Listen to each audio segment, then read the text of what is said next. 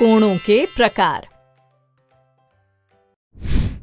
इस वीडियो में हम सीखेंगे कोणों के प्रकार और उनकी पहचान। टीचर्स जब बच्चे चांदे की सहायता से कोण मापना सीख जाएं, उसके बाद ही उन्हें विभिन्न प्रकार के कोणों के बारे में सिखाया जाना चाहिए।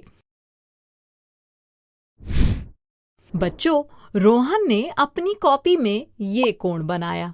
क्या तुम बता सकते हो कि ये कितने डिग्री का कोण है? जल्दी जल्दी, बस 10 सेकंड है आपके पास।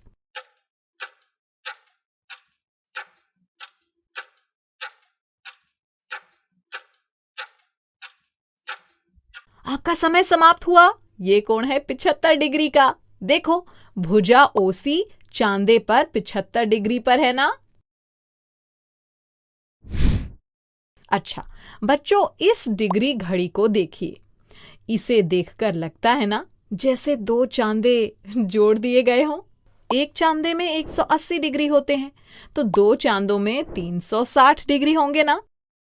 देखिए, इस डिग्री घड़ी को 360 छोटे खानों में बांटा गया है और इसका हर खाना एक अंश या डिग्री को दिखाता है।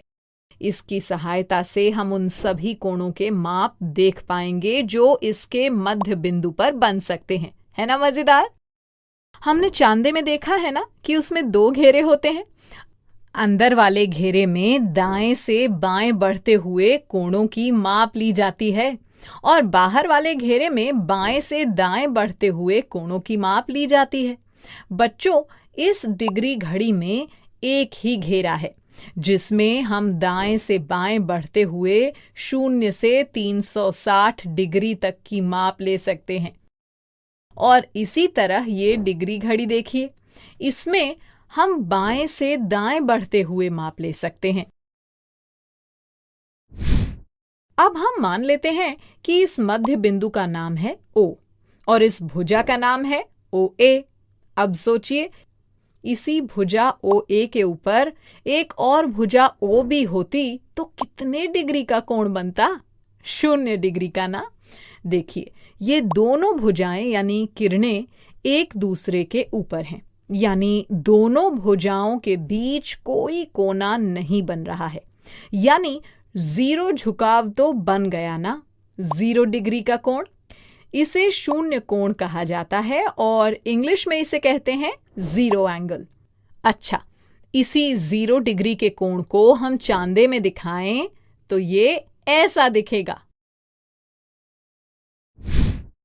चलिए, अब इस दूसरी भुजा OB को हम इस तरह OA से खींचकर 90 डिग्री पर ले आते हैं। बच्चों, ये तो हम पिछली कक्षा में ही पढ़ चुके हैं कि जब एक भुजा दूसरे भुजा के ऊपर इस तरह सीधी खड़ी होती है तो जो कोण बनता है उसे हम समकोण कहते हैं, यानी 90 डिग्री के कोण को समकोण कहते हैं और इसे इंग्लिश में कहा जाता है राइट एंगल। बच्चों, समकोण को L इस संकेत से दर्शाया जाता है। देखिए, चांदे में 90 डिग्री का कोण ऐसे दिखेगा। अब इस भुजा OB को दाईं ओर खींचते हुए मैं यहां पर रखती हूं। बताओ कितने डिग्री का कोण बन गया? भुजा OB 80 डिग्री पर है ना, तो 80 डिग्री का कोण बन गया। अब OB को खींचकर थोड़ा और नीचे ले आते हैं। अब बताइए, ये कितने डिग्री का कोण बना? 45 डिग्री का ना? ऐसे ही ये हो गया 30 डिग्री का। बच्चों, ये सारे कोण 90 डिग्री से छोटे हैं ना, इसलिए इन कोणों को न्यून कोण कहा जाता है। न्यून यानी छोटा। तो समकोण यानी 90 डिग्री से छोटे कोणों को न्यून कोण कहते हैं और इंग्लिश में ऐसे कोण को कहते हैं अक्यूट एंगल। देखिए, आपके चांदे में ये 30 डिग्री का कोण ऐसे दिखेगा।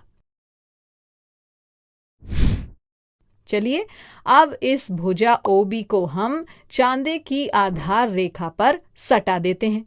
अरे, ये तो एक सीधी रेखा बन गई, जिसके एक तरफ है भुजा OA और दूसरी तरफ है भुजा OB और बीच में है शीर्ष O।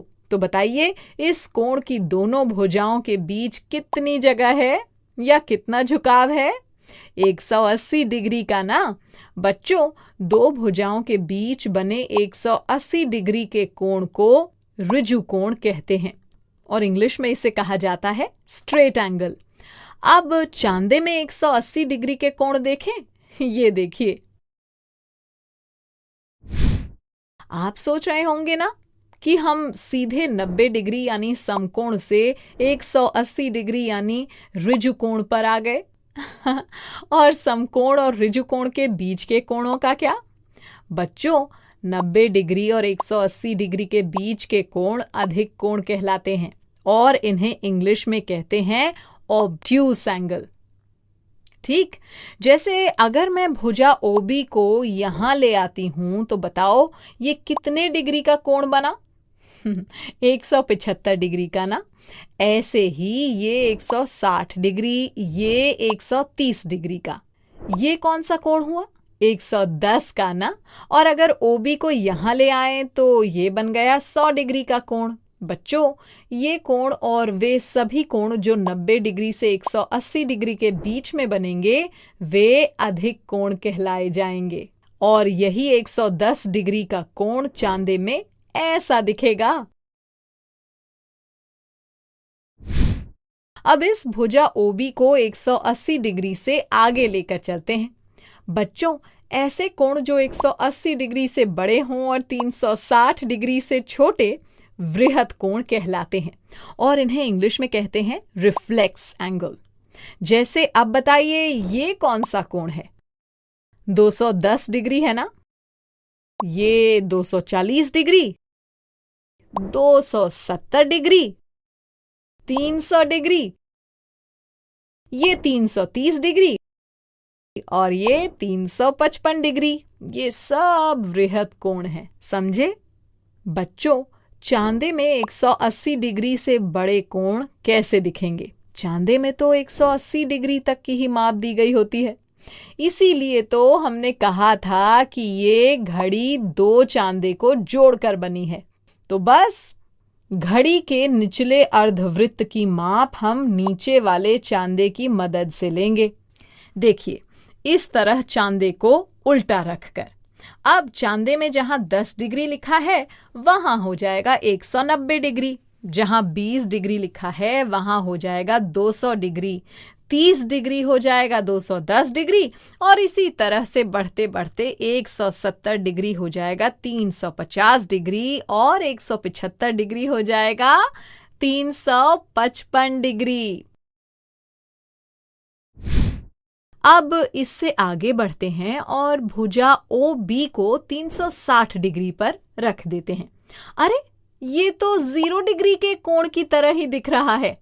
इसका अर्थ हुआ कि जब कोण की एक भुजा एक पूरा चक्कर काटकर वापस उसी स्थान पर आती है जहां से वो चलना शुरू हुई थी, तो वो 360 डिग्री का कोण बनाती है और इस तरह एक वृत्त बन जाता है। बच्चों, 360 डिग्री के कोण को कहा जाता है संपूर्ण कोण और इसे इंग्लिश में कहते हैं कंप्लीट एंगल।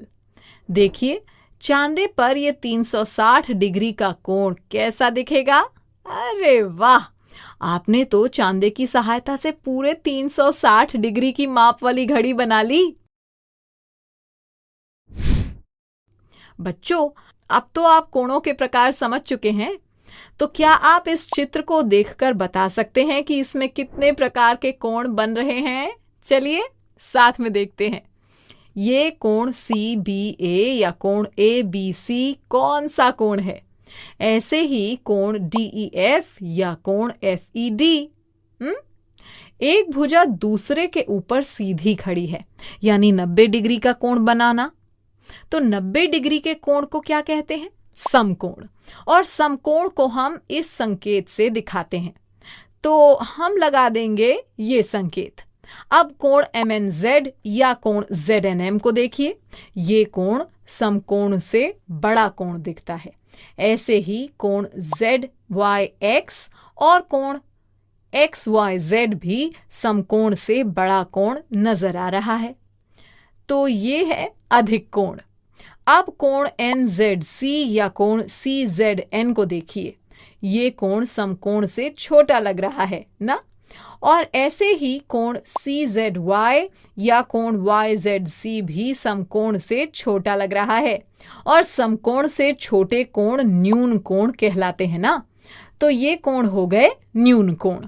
अब कोण BCZ या कोण ZCB को देखिए। यहाँ CZ और CB कोण की भुजाएं हैं, याद है ना, सीधी रेखा यानी 180 डिग्री का कोण। 180 डिग्री का कोण हो गया ऋजु कोण। अब कोण EDC देखिए, ये कोण 180 डिग्री से बड़ा दिख रहा है ना, तो बताइए 180 डिग्री से बड़े और 360 डिग्री से छोटे कोण को क्या कहते हैं? वृहत कोण कहते हैं ना। बिल्कुल सही। अब जरा सोच के बताइए, क्या कोई और भी कोण बन रहा है? देखिए देखिए, अरे आप लोग इस वृत्त कोण को तो भूल ही गए। याद है ना, वृत्त 360 डिग्री के कोण पर बनता है, और 360 डिग्री के कोण को हम कहते हैं संपूर्ण कोण। बच्चों, यहां हमने इस चित्र में बन रहे हर प्रकार के कोणों के उदाहरण दिए हैं। आप इसे ध्यान से देखिए, सोचिए और अपने शिक्षकों से पूछिए कि क्या कोई और कोण भी बन रहा है। टीचर्स बच्चे अक्सर कोणों के प्रकार समझने में गलती करते हैं, इसलिए यहाँ अभ्यास की बहुत आवश्यकता होती है। बच्चों को चांदे से कोण मापना और कोण को पहचानना सिखाने के बाद वर्कबुक में खूब अभ्यास करवाएं। बच्चों, अब मैं जाती हूँ, कल फिर मिलने आती हूँ। इंग्लिश में अब होंगी बातें, मैथ सीखेंगे हंसते गाते। आपको ये वीडियो देखकर मजा आया ना? अगर आप इस वीडियो से संबंधित अन्य संसाधन जैसे कि अन्य वीडियो, गतिविधियां, क्विज इत्यादि देखना चाहते हैं तो अभी डाउनलोड करें संपर्क स्मार्ट शाला मोबाइल एप्लीकेशन। और हाँ, अगर आपको ये वीडियो अच्छा लगा हो तो इसे जरूर लाइक करें। और भी नए नए वीडियोस देखने के लिए सब्सक्राइब बटन पर क्लिक करना न भूलें। मिलते हैं बहुत जल्द YouTube और संपर्क स्मार्ट शाला ऐप पर।